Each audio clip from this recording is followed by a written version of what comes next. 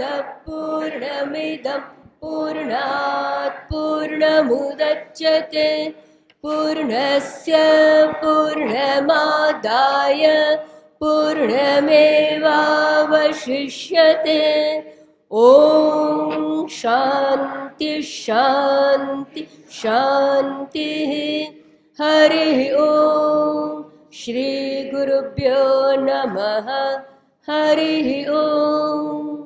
सपर्यगात् सपर्यगात् शुक्रम् शुक्रम् अकायम् अकायम् अव्रणम् अव्रणम् अस्नाविरम् अस्नाविरम् शुद्धम् शुद्धम् अपापविद्धम् अपापविद्धम् कविः कविः मनीषी मनीषी परिभूः परिभूः स्वयंभूः स्वयंभूः याथा तथ्य अयथा तथ्यतः अर्थान् व्यवदान् व्यदधात् शाश्वतीभ्यः शाश्वतीभ्यः समाभ्यः।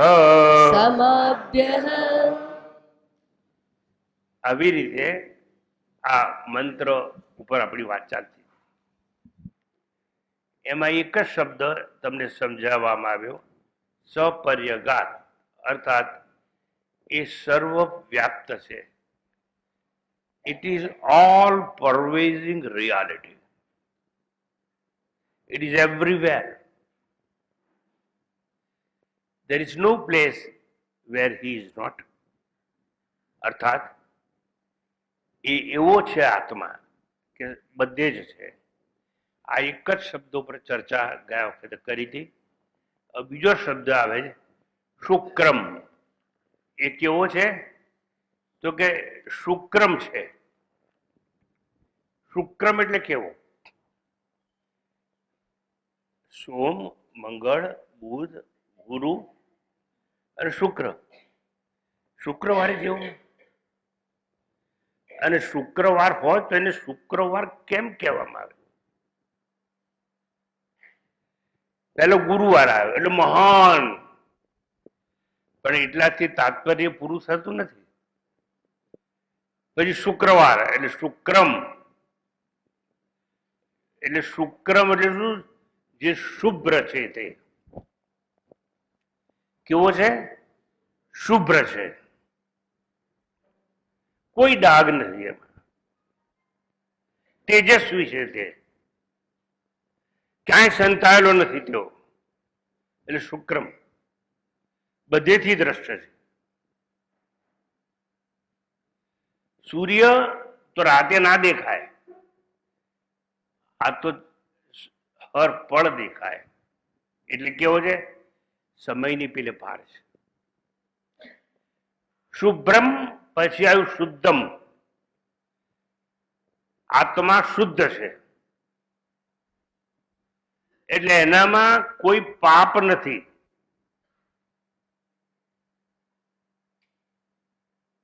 એનામાં કોઈ દોષ નથી. એ આત્માની અંદર કોઈ અસ્મિતા નથી. એ આત્મા છે એની અંદર અપાપ વિદ્ધમ, પાપ તો નથી જ, પણ સાથે સાથે કોઈ ગુણ હોય એવું પણ નથી. એટલે શુદ્ધ છે. શુક્રમ એટલે શુભ્રમ, શુક્રમ એટલે શુદ્ધ, શુક્રમ એટલે તેજસ્વી. અને આવો જે હોય એને જ્ઞાન સ્વરૂપ કહેવામાં આવે છે. Form of knowledge, eternal knowledge. Why it is eternal? Before creation it was there, and after pralaya it will be there. ઉત્પત્તિ પૂર્વે હતો અને પ્રલય પછી રહેશે એવો જે હોય એ જ્ઞાન સ્વરૂપ હોય, ચૈતન્ય રૂપી પ્રકાશ કહેવામાં આવે. એ પ્રકાશ કરો પણ એ પ્રકાશ ચૈતન્ય રૂપી પ્રકાશ, that means independent. It is not relative reality. It is absolute reality. Means what? 20 માળનું મકાન છે, ઊંચે રહું છું કયા માળ પર? 11મા માળ પર. તો તારી ઉપર બીજો છે ને, એટલે તું 10મા માળથી ઊંચે છે પણ 14મા માળથી નીચે છે. There is relative reality. તો આત્મા એવો નથી, ચૈતન્ય રૂપી પ્રકાશ છે. એટલે જેને કહેવાય absolute reality, not at all relative reality. એ કોઈના સંદર્ભમાં પ્રકાશરૂપ છે એવું નહીં. અને તે સર્વ જ્યોતિઓની પણ જ્યોતિ છે.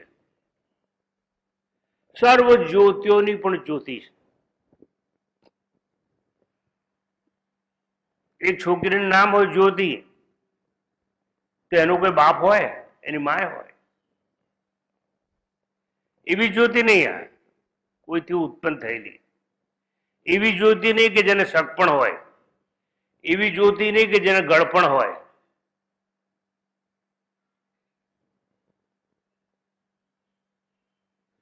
એવી જ્યોતિ નહીં કે જેને વળગણ હોય. પેલી જ્યોતિ છોકરી નામ છે, એનું વર એનું વળગણ કહેવાય, એને ગળપણ છે. માટે હું કઈ જ્યોતિની વાત કરું છું? સર્વ જ્યોતિની પણ જે જ્યોતિ છે.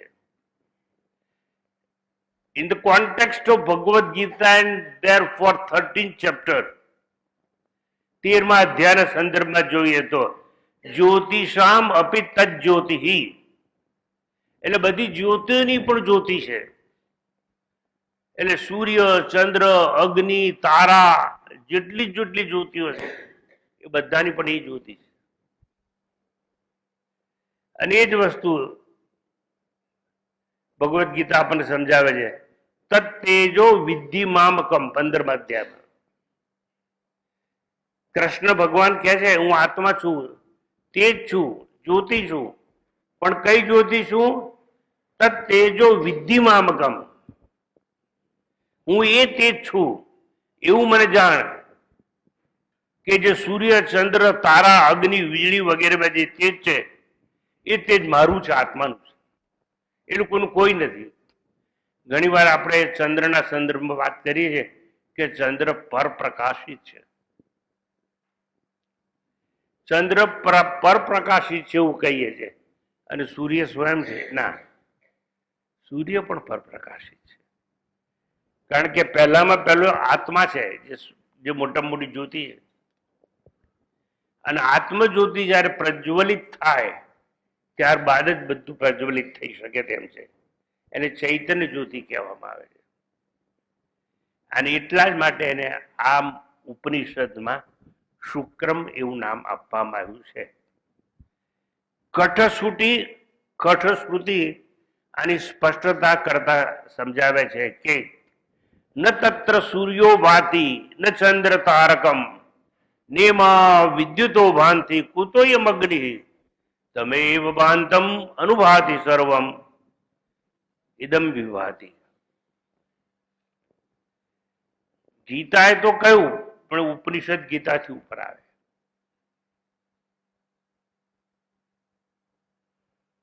આવું બધું સમજાવવાનું છે. આપણે થોડા દિવસ પહેલા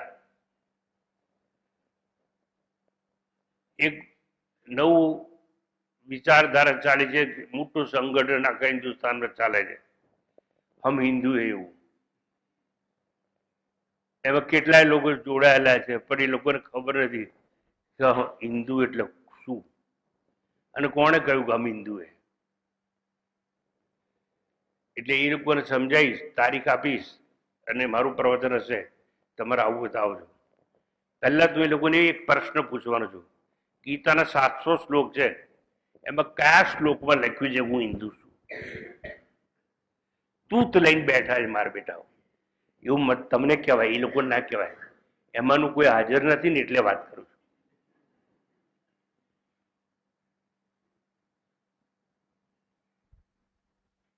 એટલે તમે કોણ છો તમને ખબર તો છે જ નહીં. આ અહીં લખ્યું છે. તમે એ જ્યોતિ છો કે તમારા પ્રકાશવા પછી સૂર્ય પ્રકાશ છે, ચંદ્ર પ્રકાશ છે, અગ્નિ પ્રકાશ છે, તારા પ્રકાશ છે. શું કહ્યું હે? સૂર્ય પ્રકાશ છે, ચંદ્ર પ્રકાશ છે, અગ્નિ પ્રકાશ છે, પછી શું કહ્યું? બોલો. એટલે મારા નહીં એમ? આ તમે તો મારા છો ને. આ તમે તારા પણ મારા પ્રકાશ છે.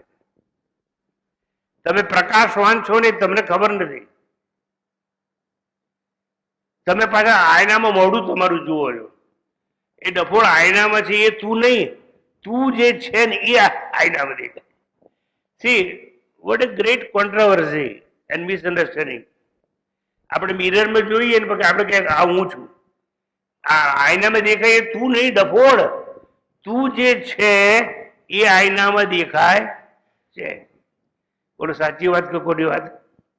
પછી આમ કરી ખાસ કોઈ હવે કેવો લાગુ છું?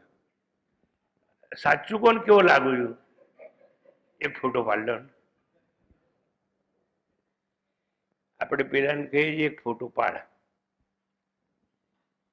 કોનો ફોટો પાડવાનો નહીં તો ખબર જ નથી.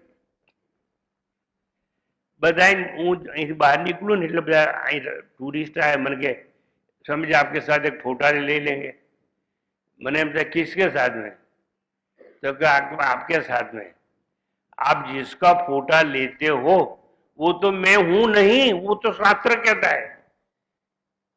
सच बात है. हाँ तो समझाओ. अभी समझाता हूं, जरा धीरज रखो. तो અહીંયા એમ કહ્યું શુક્રમ. શુક્રમ એટલે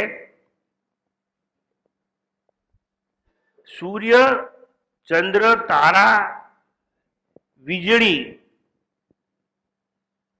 આ બધું જ જયારે પ્રકાશે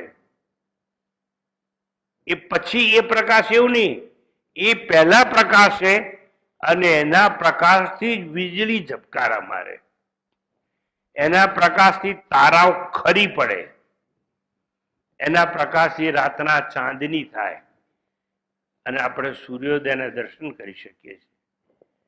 ત્યાં આત્મલોકમાં સૂર્ય, ચંદ્ર, તારા, વીજળી પ્રકાશતા નથી. તો અગ્નિની તો વાત જ ક્યાં? જેને શુક્રમ કહ્યો તે આત્મ પ્રકાશથી સર્વ કાંઈ જણાય છે, ભાસે છે, એટલે એને ચૈતન્ય પ્રકાશ કહેવામાં આવે છે. આ કેટલી વાત કરી એક જ શબ્દ સમજાવવા માટેની. શુક્રમ એટલે શું એ સમજાવવા માટેની આ ભાંજગડ મેં તમારી પાસે કરી. શુક્રમ યાદ રાખજો. શુક્રવાર સંતોષી માતાનો ચણા ખાઈને અપવાસ કરવા. શુક્રમ તેજસ્વી.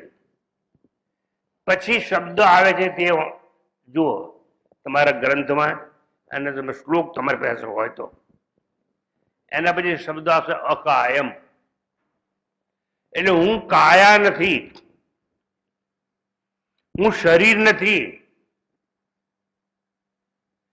જો ઉપનિષદો આવું શીખવાડતું હોય કે હું શરીર નથી, એ મળદાના ફોટા તમારા ઘરમાં તમે રાખો છો.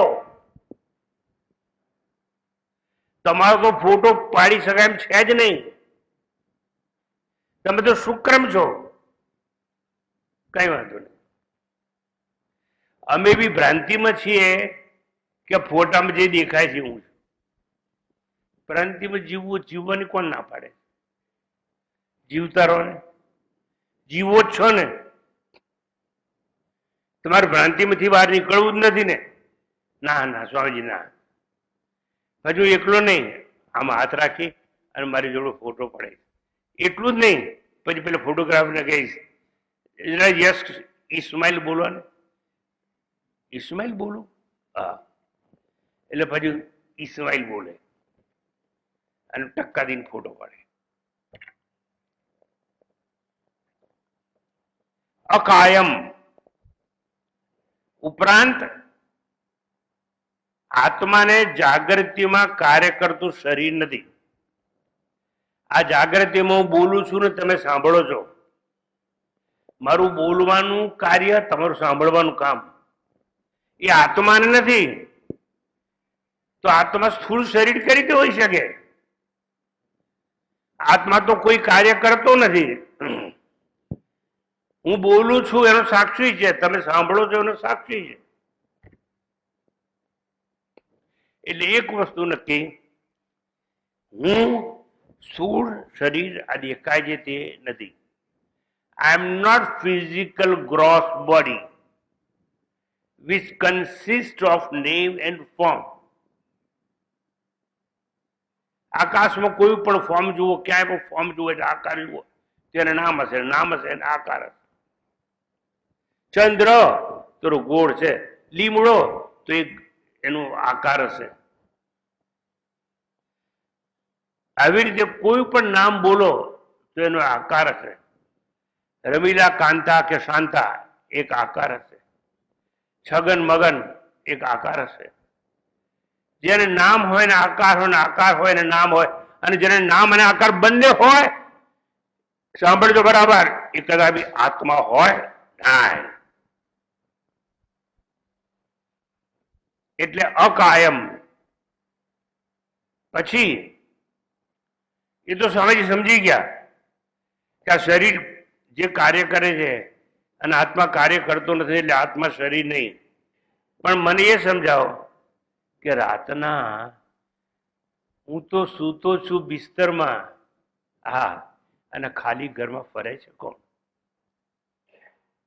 ઘણી વાર ભૂખ લાગે ને, આપણે ખાટલામાં આવીએ, પણ રસોડામાં જઈએ એટલે ફ્રીજ ખોલીએ, પણ આ ડફોળ ભાઈ તમને તો ખબર જ નથી કઈ વસ્તુ ક્યાં મૂકી. એટલે તમે છે ને કઈ ખાલી જ ફ્રીજ, પછી બૈરીને ખાટલા ભાઈ જઈને અલી બતાવીને ક્યાં મૂક્યું છે, અરે બધું પણ અંદર ભર્યું છે, તમારી આંખો છે કઈ જુઓ ને જરા. કાલ હાજે મેં વડા ગરમ કરીને ત્યાં મૂક્યા ડબ્બામાં, જુઓ તો ખરા. તો જો એટલે ફટ લઈને ડબ્બો ખોલ્યો, જાગી ગયા. ઓ ક્યાં હતા? સ્વપ્નમાં. એટલે સ્વપ્ન જો જોતા હોય તો કયું શરીર હતું? આ સ્થૂળ શરીર નહીં, સૂક્ષ્મ શરીર. ઇટ વોઝ સટલ બોડી જે ડ્રીમનું ક્રિએશન કરે. ડ્રીમ વર્લ્ડમાં ઘણી બધી વસ્તુ બનતી હોય, but that is other world, dream world, કાલ્પનિક. There is nothing but superimposition of mind. Who is creator of dream? Nobody but mind. આપણા મનમાં જે વિચારો આવતા હોય અને જે વિચારોને આપણે દબાઈ દઈએ અથવા સપ્રેસ અને રિપ્રેસ થાય, એ વિચારો અનકોન્શિયસ માઇન્ડમાં સ્ટોર થાય. We have conscious, unconscious, subconscious and Supra conscious mind. એટલે અનકોન્શિયસ માઇન્ડમાં જે સ્ટોર થયેલું હોય મટીરિયલ, ધારો કે આપણે કોઈ પ્રિય તમારે મળવાની ઈચ્છા જાહેર કરી, એકવાર પ્રેમ કર્યો હોય, પછી છૂટાછેડા થઈ ગયા, જે થઈ ગયું, અથવા તમે નહીં મળી શક્યા, કોલેજમાં સાથે ભણતા હતા પણ પછી આપણે બે એક ના થઈ શક્યા, પણ એને મળવાનું મન હોય ધારો કે, તો એ ઈચ્છા દબાઈ ગઈ કહેવાય. સપ્રેસ કે રિપ્રેશન બે વસ્તુ બને, એક સપ્રેશન અને એક રિપ્રેશન.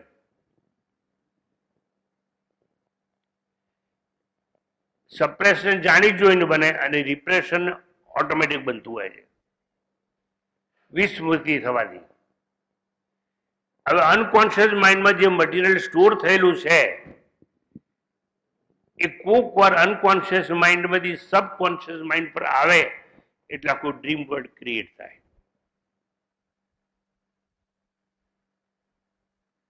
સમજ્યા તમે? અને પેલી પ્રિય તમને મળવાની ઈચ્છા હતી ને, એ આવે, વાત કરીએ એની જોડે વાત કરીએ, એટલામાં તો દૂધ, અરે આ દૂધ વાળો ક્યાં આવી ગયો વચ્ચે, ઊંઘ ઉડી ગઈ. પણ ડ્રીમ વર્લ્ડ એટલે શું?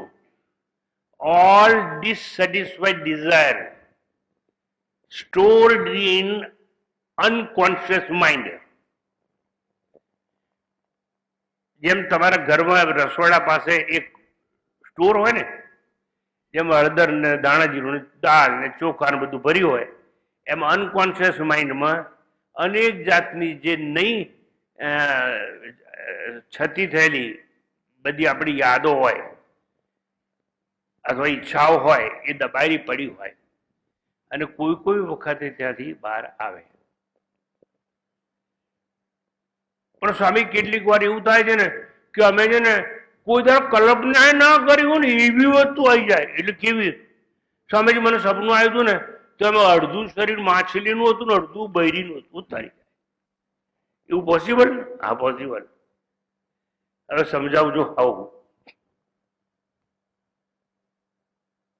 પેલા તમે કોઈ રિસેપ્શનમાં ગયા હોય અને બધી બાયડીઓને જુઓ, આમ દાગીના બાગીના પહેરાય, મેકઅપ લગાવ્યા હોય અને કાનનું એટલે ટકતું હોય ને એ તમારા આમ જકામ જોડ જીવતી જાગતી ઝવેરી દુકાન ટકા ટકા ચાલતી હોય. હવે એને જોઈ, બરોબર, પછી એ રિસેપ્શન પૂરું થઈ ગયું, પણ ટાઈમ હતો એટલે તમે કોઈ એક્વેરિયમમાં ગયા અને ત્યાં જાત જાતની કલરફુલ માછલી જોઈ. આમ દોડે ને આમ દોડે ને આમ દોડે ને. હવે શું થઈ ગયું? બંને મિક્સ થઈ ગયું. That is known as dramatization. અને પછી તમે ઊંઘી જાઓ એટલે સ્વપ્નમાં એક સ્ત્રી હોય, એ અડધું માછલીનું શરીર હોય, અડધું સ્ત્રીનું હોય. That is possible. આવી રીતે જેને સૂક્ષ્મ શરીર કહેવામાં આવે છે એ પણ હું નથી. કારણ કે શબ્દ છે અકાયમ. હું કાયા નથી. એનું સ્થૂળ શરીર નહીં. સાંભળજો, સ્વપ્ન જગત છે એનું સર્જન કરે એ સૂક્ષ્મ શરીર નહીં. અને ઉપરાંત એક ત્રીજું શરીર છે આપણે જેને કારણ શરીર કહેવામાં આવે છે. આત્માને સ્થૂળ કે સૂક્ષ્મ કે કારણ એટલે અજ્ઞાન. હું છું તો આત્મા, પણ અજ્ઞાનમાં હું મને શરીર માની રહ્યો છું. એ અજ્ઞાન છે એને કારણ શરીર કહેવામાં આવે છે. આત્માને આદિ પણ નથી અને અંત પણ નથી, માટે આત્મા તો મુક્ત છે. કારણ દેહ છે એને અવિદ્યા કહેવામાં આવે છે. અવિદ્યા, ઇગ્નોરન્સ. અવિદ્યાગ્રસ્ત છે કારણ દેહ. એ જે સ્વયં પોતાને જીવાત્મા માને છે. Now please lend me your ears. Be careful, listen carefully. કારણ શરીર તમને કોઈ સમજાવશે નહીં. કારણ શરીર એટલે અવિદ્યા. અને અવિદ્યા એટલે શું? આપણે એવું માનીએ છીએ કે મેં આ જન્મે જેટલા પુણ્ય કર્યા છે, પાપ કર્યા છે, કોઈ પણ કામ કર્મ કર્યું, કર્મનું ફળ તો મળવાનું છે. પણ એ કર્મનું ફળ છે ને એ કોને મળે છે? મને હું તમને પૂછું. ચાલો બોલો. સ્વામીજી ઉભા થાવ. તમારું નામ શું છે? સ્વામી નિખિલાન. બેસો. આ માણસ એમ કહે છે કે મારું નામ સ્વામી નિખિલાન છે. હવે ધારો કે એને પાપ કર્યું કે પુણ્ય કર્યું, તો પુણ્ય કે પાપ કર્યું એનું ફળ મળે કે ના મળે? કાયદો જ છે ને. ગીતા ખબર છે? બોલો તો ફળ કોણ આપે? કર્મણ્યેવાધિકારસ્તે મા ફલેષુ કદાચન મા કર્મ ફલ હેતુર્ભુ. એટલે ગીતામાં એવું કહ્યું છે કે તમે ગમે તે કર્મ કરો, કર્મ કરવાની તમને સ્વતંત્રતા છે. કર્મણી એવ અધિકાર એવું અર્થ થાય. કર્મને વાધિકાર હશે એટલે કર્મણી એવ અધિકાર. પંડિતજી બરોબર છે? પછી બીજી લાઈનમાં આવે મા ફલેષુ કદાચન. કર્મ કરવામાં તું સ્વતંત્ર છે પણ ફળ પ્રાપ્તિમાં નહીં. કારણ કે ફળ કોણ આપે છે? ઈશ્વર. ઈશ્વર એટલે કોણ? સૃષ્ટિની રચના કરનારો છે તે. ઈશ્વર એટલે કોણ? કે ઈશ્વર એટલે એ જે કર્મનું ફળ આપે તે, એને કર્માધ્યક્ષ કહેવામાં આવે છે તે. મોટામાં મોટો ન્યાયાધીશ કોઈ હોય આ જગતનો તો એને ઈશ્વર કહેવામાં આવે. જેવું કર્મ એવું ફળ. પાપ કરશો એનું ફળ, પુણ્ય કરશો તો એનું ફળ મળશે તો ખરું જ. પછી સ્વામીજી ભૂલથી અમને ખબર ના હોય ને અમારું પાપ થઈ જાય તો? સ્વામીજી તમારી પાસે જવાબ હોવો જોઈએ ને. આપણે ચાલતા ને આપણા પગ નીચે કીડી દબાઈ ગઈ, આપણે જાણી જોઈને કીડીને મારી નથી, તો કીડી મરી ગઈ, તેનું ફળ મળે કે ના મળે? મળે, પણ એ સ્વપ્ન સૃષ્ટિમાં મળે. એટલે સાચું પાપ નથી કર્યું તમે તો સાચું ફળ ના મળે. સમજ્યા? સ્વપ્નમાં તમને કઈ દંડ મળી જાય એમ જરા બરોબર સમજવાનો પ્રયત્ન કરજો. મારે સમજાવવું એટલું જ છે કે આપણે સ્થૂળ શરીર નહીં, સૂક્ષ્મ શરીર નહીં, કારણ શરીર એટલે અવિદ્યા છે જેને કહેવાય, એ શરીર નહીં. પણ how we can prove it? અવિદ્યાગ્રસ્ત દરેક કર્મનું ફળ મળે કે નહીં? હા કે ના? પાપનું ફળ મળે કે નહીં? પુણ્યનું મળે કે નહીં? તો આ એમને કીધું મારું નામ સ્વામી નિખિલાનંદ, એને પાપ કર્યું તો ફળ કોને મળશે? બોલો બોલો. અરે બધાય બોલવાનું. બોલો. નથી બોલો. નિખિલાનંદ નહીં મળે. જાઓ. કારણ કે નિખિલાન તો એનું નામ છે, પણ આ નિખિલાન પોતાને જીવાત્મા માને છે એટલે બીજા જન્મે એ જે નામ લઈને જન્મશે એને ફળ મળશે. નિખિલાન તું ગભરા નહીં યાર, આ તો ડફોડ જ ડફોડ. તારા સિવાય આ બધા ડફોડ છે. એટલે હું ખાતરીબંધ કરું છું કે તને ફળ નહીં મળે. નિખિલાને ના મળે કારણ કે એનું તો શરીર બળી નાખવામાં છે. એટલે એને જયારે ઉપાડીને લઈ જશે ત્યારે નિખિલાન ના કહેવાય. શું જાય છે? નનામી જાય છે. શું છે? શેની આ ધમાલ છે? એ બોલો માતાજી આગળ. હા, કોઈની જાન ચાલી જાય છે કે કોઈનો જાન ચાલી જાય? શું છે આ? શેની ધમાલ છે? ગર્ભથી નીકળે એટલે અડધા રોતા હોય ને ભાવ પડીને જતા હોય. શું છે આ? શેની ધમાલ છે? કોઈની જાન ચાલી જાય છે કે કોઈનો જાન ચાલી જાય? હવે જો એક સમજો, મારે 3 શરીર સમજાવવા હતા, 2 તમે સમજી ગયા. હવે મારે સમજાવતું કારણ શરીર. જે પોતાને જીવાત્મા માને છે એને કારણ શરીર કહેવામાં આવે છે. સમજ્યા કે નહીં? જે પોતાને જીવાત્મા માને છે એને કારણ શરીર કહેવામાં આવે છે. આમાં આપણે 3 શરીર છે. કેટલા શરીર છે? એટલે બોલો કેટલા શરીર છે? ચલો પહેલાનું નામ બોલો. સ્થૂળ શરીર. પછી ખોટું ખોટું બોલો. હવે કહું છું સાચું બોલજો. કેટલા શરીર છે? એક નામ બોલો. બોલો જોરથી. સ્થૂળ શરીર. બીજું? ત્રીજું?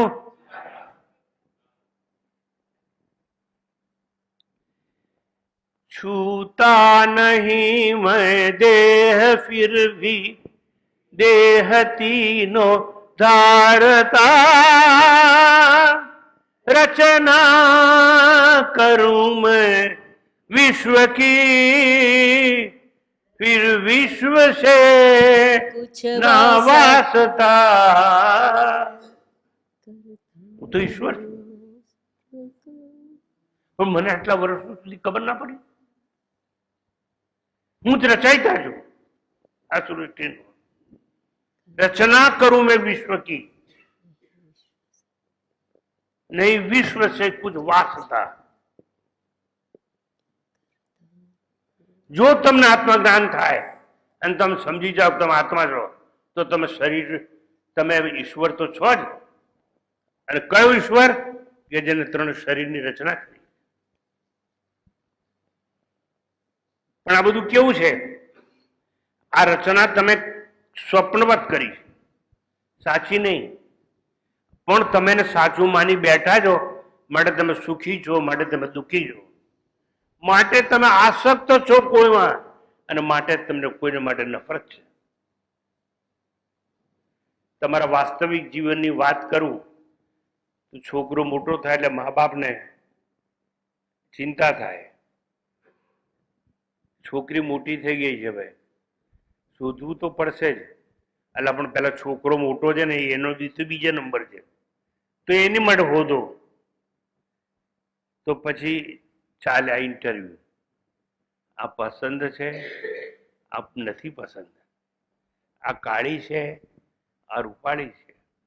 આ ભણેલી છે, આ અભણ છે. આ ભણેલી પણ છે, રૂપાળી પણ છે, મને બહુ ગમે છે બા, પણ બહુ જાડી છે, ઉતારી જાય. આ જે શરીર હું નથી ને, એને માટે આ બધી મોગાણ. તમને જો આ તત્વજ્ઞાન ખબર હોય ને, તો તમે એટલું જ સમજવાના. અને હજુ કહી દઉં છું, જેની સાથે તમારા લગ્ન થયા છે ને, તમે નથી કર્યા, ઈશ્વરે કરાયા છે. કોક જન્મમાં 2 જીવાત્માનો ક્યાંક સંયોગ થયો હશે, અને માટે એ લોકોની લેવડ દેવડ પૂરી કરવા માટે એ લોકોને ભેગા થવું જ પડે. પેલા પાસેથી કે લીધું હોય, પેલા પાસેથી લીધું હોય. પણ સ્વામીજી તો બધું પૂરું તો કરવું જ પડે ને. ના, અડધેથી છૂટી જાય, છૂટાછેડા થઈ જાય. કેમ? ઋણાનું બંધ કહેવાય. એ ઋણ પૂરું થઈ ગયું, એટલું જ લેતું એટલું પતી ગયું. કેટલાકના ઘરમાં છોકરો જન્મે 1 જ વર્ષમાં ગુજરી જાય, તો મા બાપને એટલો ખર્ચો કરાવવા માટે આવ્યો હતો કે ગયા જન્મે આ મા બાપે એની પાસેથી કંઈક લીધેલું હોવું જોઈએ. અને હું તમને એક સરસ દાખલો આપું. આજે બાળકો ને મા બાપ ભણાવે છે, ખૂબ પૈસા ખર્ચે છે, જે કમાય છે ને અડધી દોલત ખર્ચીને અમેરિકા મોકલી જાય, દાખલા તરીકે. હવે એ છોકરાઓ ભણી ગણીને ત્યાં પૈસાદાર હોય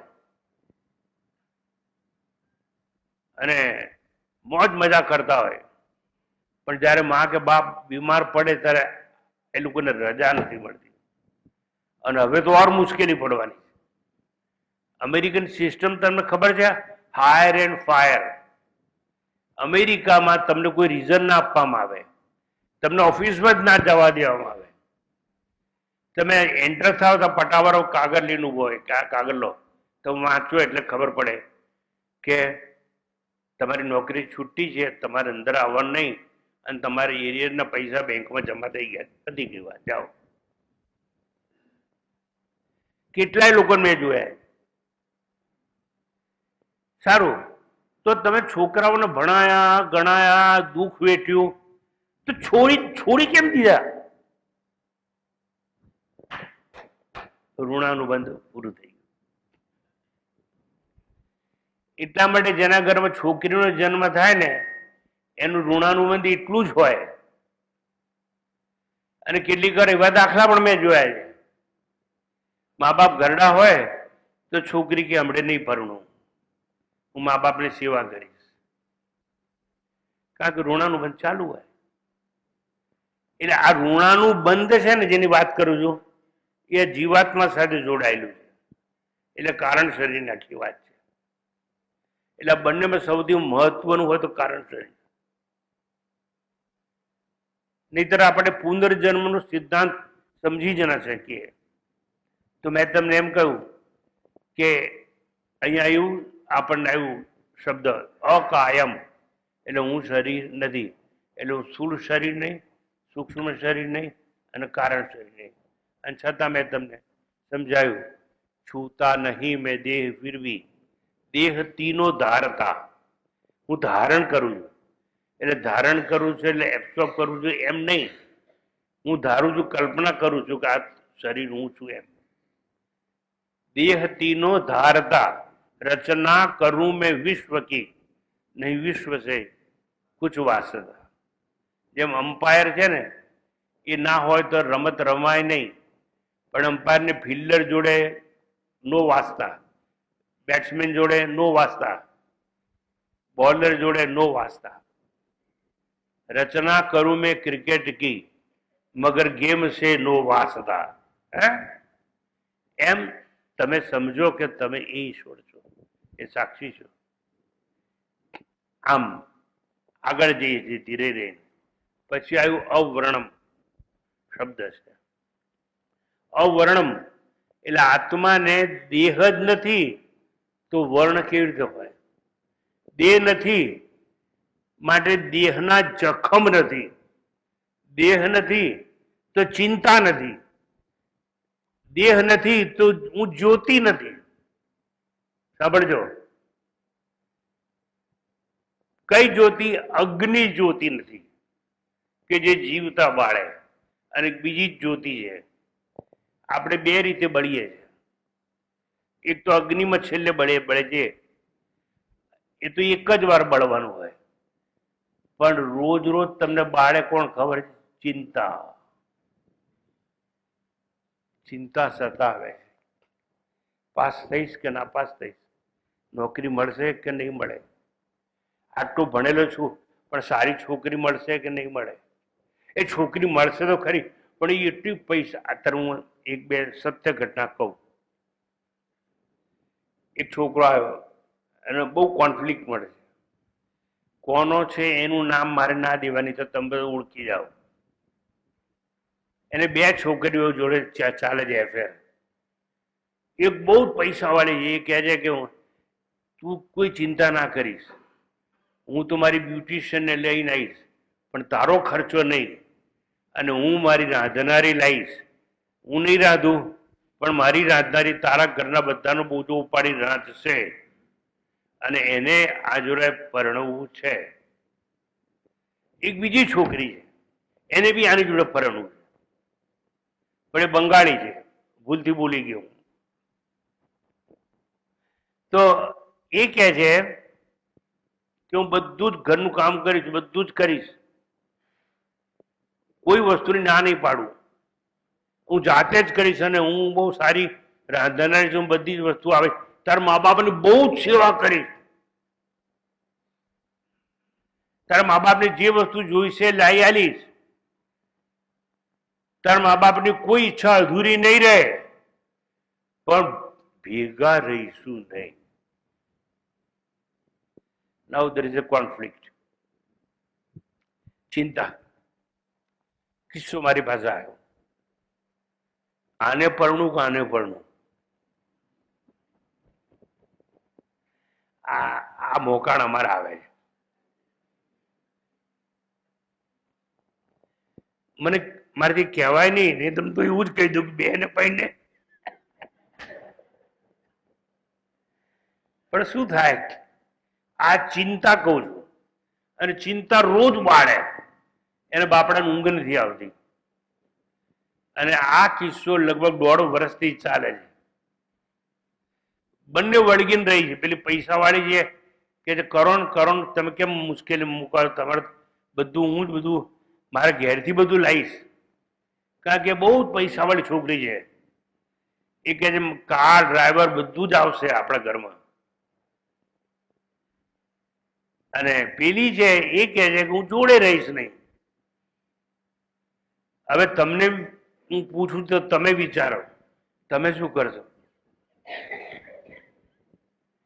ચિંતા. તમે શું કરવાના? ચિંતા. તો જુઓ, જો આપણે દેહ જ નથી તો દેહના જખમની ચિંતા કેવી? જો દેહ જ નથી તો મનની ચિંતા કેવી? દેહ જ નથી તો બળવાની ચિંતા કેવી? મને કોણ બાળશે એની ચિંતા કેવી? હું ચિંતા મુક્ત છું. થવું છે તમારે? જો હા તમારો ઉત્તર હોય તો બળવાની ચિતાની ચિંતા પણ છોડી દો અને કોઈ પણ વિષયના ચિંતામાંથી મુક્ત થાવ. જે થવાનું હશે એ થશે. ભગવાને જે કર્યું હશે એ કરે. આજે એક સિક્રેટ કહી દઉં તમને. હા કે ના તો બોલો. માનશો ખરા? આજથી તમે નક્કી કરો કે ભગવાને મને 2 હાથ આપ્યા છે અને એ ભગવાન મારા હૃદયમાં છે અને એની પાસે 1000 હાથ છે.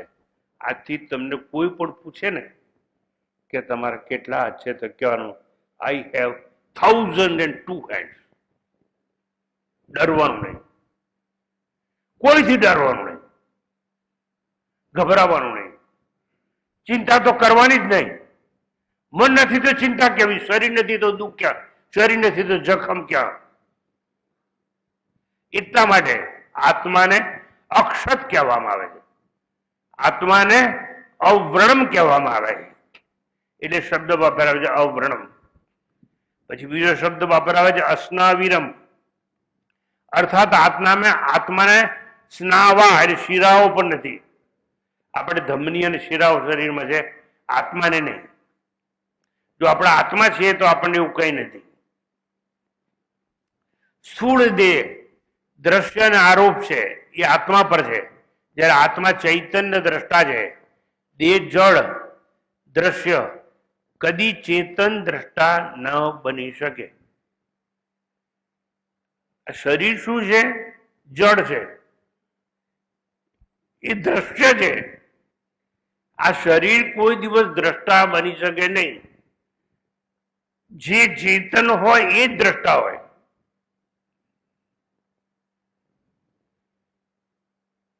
આ રૂમાલ દેખાય છે મને? હા. કેવો છે? સફેદ. આ નક્કી કોણે કર્યું? શરીરે તો નહીં જ. શરીર તો જડ છે, શરીર કહી શકે જ નહીં કે વ્હાઈટ નેપકિન છે. પણ શરીરની ભીતર આત્મા છે, જે ચૈતન છે, જે દ્રષ્ટા છે. Which is not seen, it is seer. Seer and seen આ 2 વસ્તુ છે, દ્રશ્ય અને દ્રષ્ટા. તો દ્રષ્ટા છે એ આત્મા છે. એટલે અહીં કહ્યું કે અસ્નાવિરમ, આમાંનું કંઈ પણ હોઈ શકે નહીં. દ્રષ્ટ નષ્ટ સ્વભાવ. વન્સ અગેન, દ્રષ્ટ નષ્ટ સ્વભાવ. જ્યાં આંખે દેખાય છે નાશ પામવાના સ્વભાવ વાળું છે. આ સૂત્ર ઘેર લઈને જજો, ખિસ્સામાં મૂકી દેજો. દ્રષ્ટ નષ્ટ સ્વભાવ. વન્સ અગેન, દ્રષ્ટ નષ્ટ સ્વભાવ. જે આંખે દેખાય છે એ નાશવાન છે.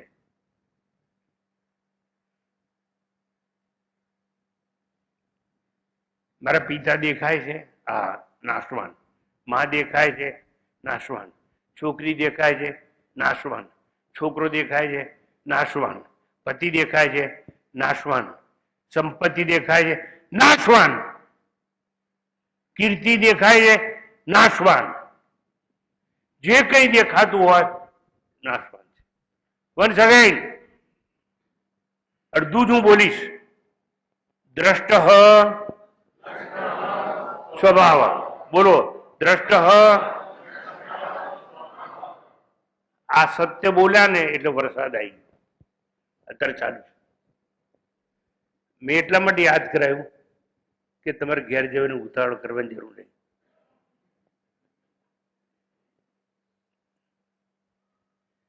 તો એના માટે દ્રષ્ટ નષ્ટ સ્વભાવ તો બોલી ગયા. હવે બીજું બોલજો શબ્દ. યદ દ્રષ્ટમ તન્નષ્ટમ. યદ દ્રષ્ટમ તન્નષ્ટમ એટલે જે આંખે દેખાય છે તે નાશવાન છે. બોલો, જે આંખે દેખાય છે એ નાશવાન છે. આ 2 સૂત્રો જો જીવનભર યાદ રાખ્યા, સાહેબ, દુઃખ તમને સ્પર્શ નહીં કરે. જો બધું નાશવાન જ હોય, આંખે દેખાય બધું, તો ચિંતા કોના માટે અને શેના માટે? આ રહેવાનું નથી. સ્વામીજી અમે છે ને ઘર રિનોવેટ કરાવ્યું, એટલે તમે એવું માનો છો કે હાથ જન્મ ચાલશે ઘર? પણ ના, એમ કે આપણું ઘર સારું દેખાય, કોઈ આવે આપણે ઘેર ને બેહાડીએ તો એમ વખાણ તો કરે ને, અને એમ કે આ તમારે જેવું ઘર કોઈ નહીં હો, અને તમારી જેવા ટાઇલ્સ અમારા ઘેર તો હોય જ નહીં હો. તારી જાય, તારા શરીરના વખાણ કરવાની ના પડું, તાર મારે બધું ઘરના વખાણ કરવાની વાત કરે. જે ઘર આપણું નથી, જે દ્રષ્ટમ તન નષ્ટમ, નાશવાન છે, એના વખાણ સાંભળીને આટલા સુખી થઈએ તો અવિનાશી જાણ થઈ જાય તો એના વખાણ કરતા કેટલી ખુશી થાય. પણ એ તમારે નથી કરવું. સ્વામીજી કેમ તમે આટલી બૂમો પાડી પડી, ગાંડા પાડી પડીને બોલ બોલ કરો છો? મને એમ છે કે આ શરીર ટકે ને ત્યાં સુધી એક જણને સમજાવી દઉં તો મારો તો વીરો પાર થઈ જાય.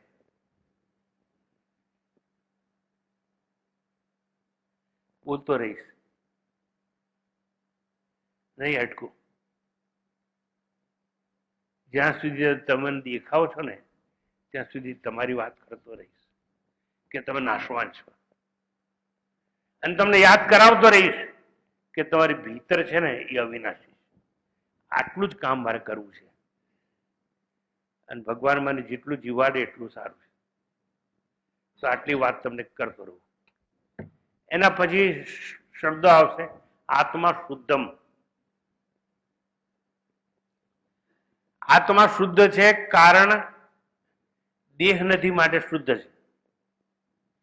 કારણ દેહ એ જ અવિદ્યા અને અજ્ઞાન છે જે સ્વયંને અનેક યોનિમાં ભ્રમણ કરાવે છે, અને અનેક યોનિમાં ભ્રમણ કરાવે છે એને કારણ શરીર કહેવામાં આવે છે, જેને અવિદ્યા કે અજ્ઞાન કહેવામાં આવે છે.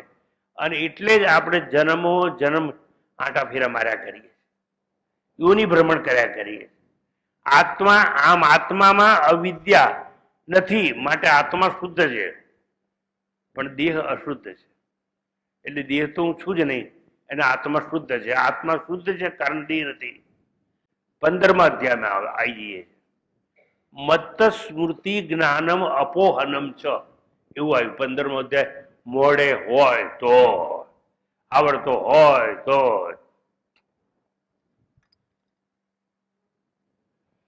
મને અક્કલ નથી ને ત્યારે 7 વર્ષની અંદર હું 15મો અધ્યાય બોલતા શીખી ગયેલો મોડે.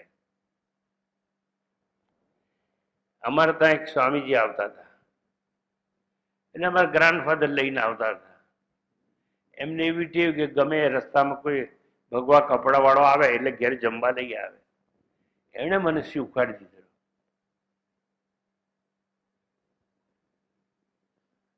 અને શામળાજી પાસે પર્વત પાસે રહે, અને પછી મહેમાન આવે એટલે મારી ફિલ્મ ઉતરે. એક નાનું સ્ટૂલ અમારા ઘરમાં હતું, એમાં મને ઊભો કરે, અને મહેમાન આવે એટલે કે એટલે બોલ 15મો અધ્યાય. એટલે પછી હું બોલું. પછી આટલી એક ચોકલેટ મને આલે, આમ અડધી હોય, પછી વચમાં લીટા લીટા હોય.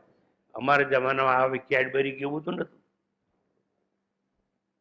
એવડી ચોકલેટ આટલી ગોળી માટે હું આખો 15મો અધ્યાય બોલી જતો હતો.